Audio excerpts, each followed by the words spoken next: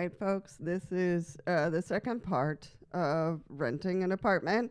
So, this is point blank responsibilities and protections. So, for you, so I have a good list here. So, we'll go down this list. So, landlord and tenant guide to renting with a disability. So, this is important. So we'll go through the um, subchapters here. And so to have this in front of you and learn about it so that you can go through this with some feeling comfortable, you know. What qualifies as a disability? And that's pretty easy. So it's mental illness, mobility and limitations, hearing loss, visual impairments, chronic skin disorders, chronic alcoholism, if it's being addressed through a recovery program. If you are, in chronic alcoholism out of control, there could be some questions there of your ability to handle an apartment. HIV, AIDS, and AIDS related disorders, intellectual disabilities. So those are the disabilities that a landlord could be faced with, with a new tenant, and that's important for them to know. Laws concerning housing and disability. So this is what I really wanted to cover. There are variation laws concerning disability and housing and certain rights that tenants and landlords alike need to know. So the American with Disabilities is the overall, the ADA. So, there's also the Fair Housing Act, which we will take a look at. But the ADA is the big one. All right, we're going to jump into the rules and regulations and your responsibilities and the things that protect you. So, this is housing discrimination includes landlord refusing to rent to a person with disabilities, being asked to provide additional fees, and being harassed based on your disability. So that's pretty serious. Then we're going to go to Rehabilitation Act of 1973, Section 504 of the Rehabilitation Act of 1973 prohibits discrimination on the basis of disability programs and activities conducted by the HUD. This law requires new multi-family housing construction to include a certain percentage of accessible apartments. So, landlord's guide to renting to tenants with disabilities. So, here we go. A landlord cannot ask, what is your disability? How did you become disabled? Or what is your medical history? You can't ask any of that. That's private information, so he can't do that. She or he cannot ask that. So landlords must treat disabled applicants and tenants like everyone without a disability. So that's really important. So they cannot ask, how did you become disabled? What is your disability? How often do you use your wheelchair? Are you taking any medications? Will your disability hinder your ability to pay rent? What is your medical history? They can't ask any of that. So if you hear that, and then you just say, I'm sorry, you can't ask that. So could be a new landlord. Who knows? But you can help them not go there.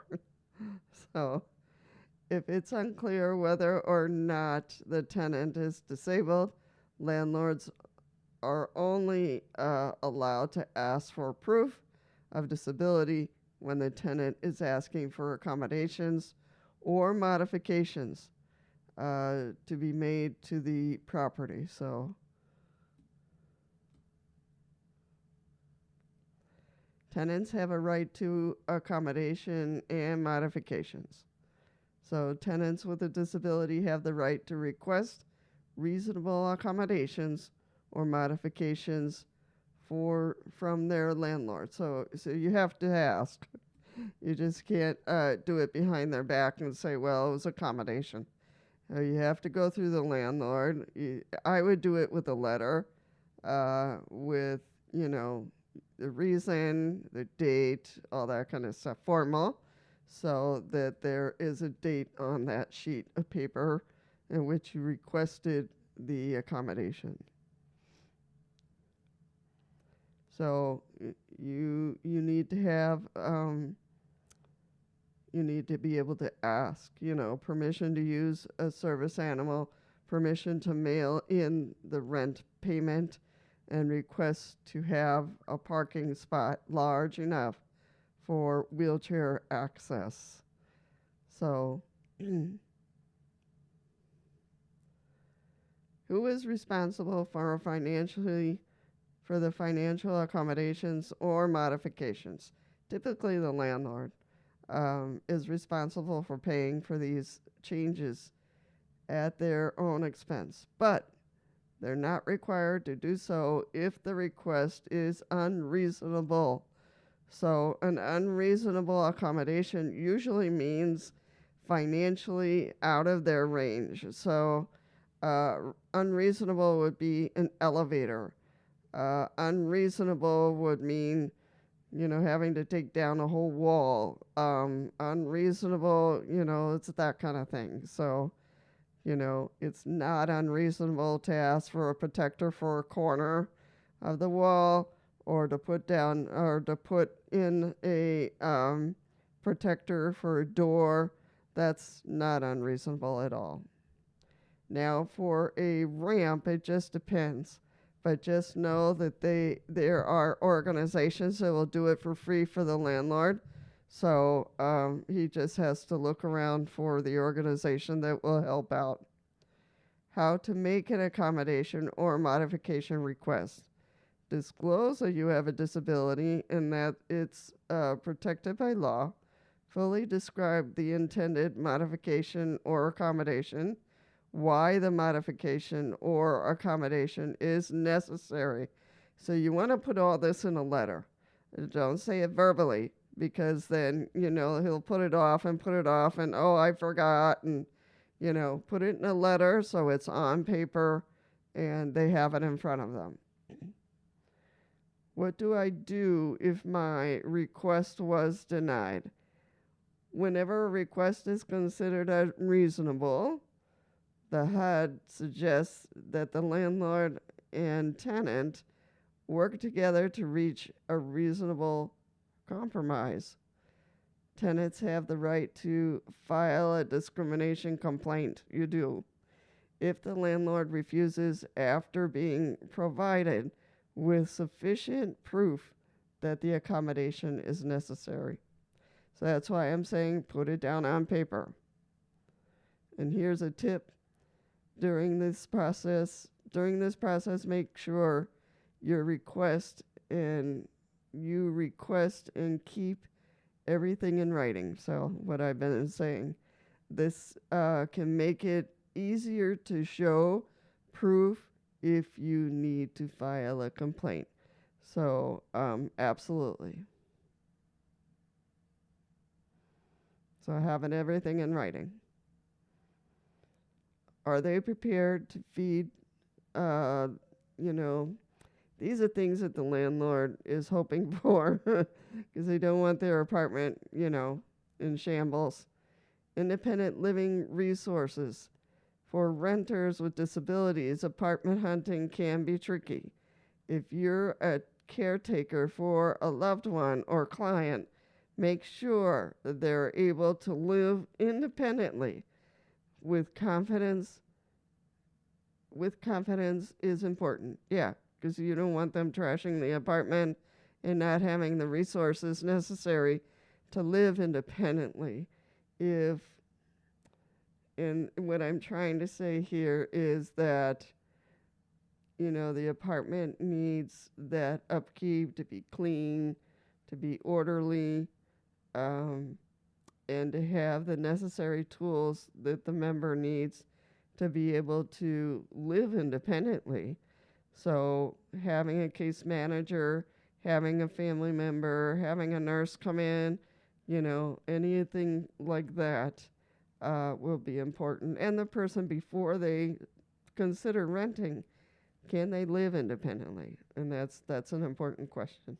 Can they live independently? Do you think you can live independently?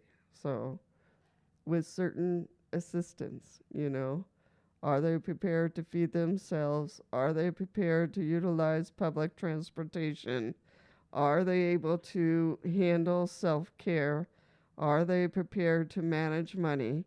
Are they ready to handle an emergency or unexpected event? So all these things need to be put in an evaluation before they move out on their own. Um, and it doesn't mean that just because you couldn't answer all these questions that you're doomed already. No, you look for that assistance in whatever area you need to. Uh, would I be able to live on my own? I would need assistance, for someone to come in a couple of times a week to help me with laundry, to help me clean the apartment. I would need assistance with medications. So a pharmacy can do that. They can separate the medications according to, and they can bubble wrap my medications. So that would be okay. Am I ready to handle an emergency? Probably. So, you really have to be honest with yourself, and people around you need to be honest with you in terms of being able to handle what you need to live alone, and capable of taking care of the apartment and taking care of yourself. So that is the end of landlord and tenant guide to renting with a disability. It's something to really keep in mind, your rights and responsibilities, because it's not just responsibilities on the part of the landlord. No, it's, your responsibilities and your rights. So those go hand in hand. And same thing for the landlord. So I'm hoping this was helpful. I'm hoping it's not too long. And I wish everyone success if, they're concerned about moving out and need to fill in their needs for here or there. Do that before you move into the apartment so that you feel safe, you feel okay, you feel that, you're free. You're free to live in your own space, and you have the assistance you need to live happily, because that's the whole thing, to live independent and happy, and that you feel safe and secure in your space. All right. Take care, everyone. If you want to help the channel, feel free to give it a like, share, make comments, and that will be awesome for the channel. Take care, and I'll see you very soon.